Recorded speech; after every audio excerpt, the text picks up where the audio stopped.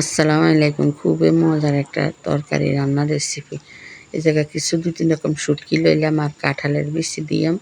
কাঁঠালের বিচিগুন এগুলারে টুকরা টুকরা করি একটু ২ হালি লইছি। এরপরে এখানে কিছু মিষ্টি আলু, এরপরে আনার গোল আলু লইছিলাম, এগুলা দিয়াম আর কিছু শাক। আলুর শাক আছে, পুঁই শাক আছে আর ডাঁটার শাক আছে। সব শাক মিলে লইলাম, লই একটা কড়াই বসাই দিলাম, পরিমাণ মতো তেল, রসুন কুচি, পেঁয়াজ কুচি এগুলা দিয়ে দিলাম। দিয়ে এগুলার একটু ভালো করে ভাজা ভাজা করি। এই জায়গায় রসুন বাটা দিলাম, আধা চামচের মতো রসুন বাটা দিলাম।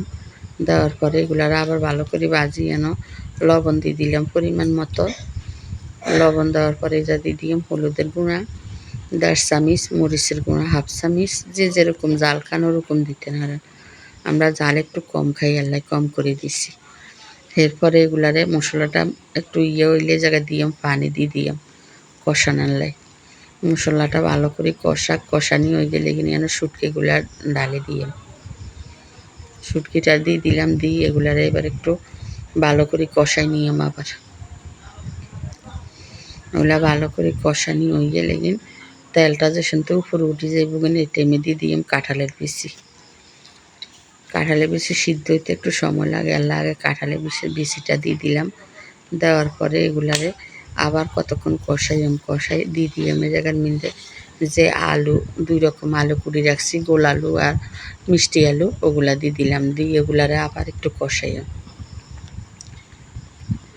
কষানি যত ভালো হইব আপনার এই তরকারিটা রান্না তত বেশি মজা হইব।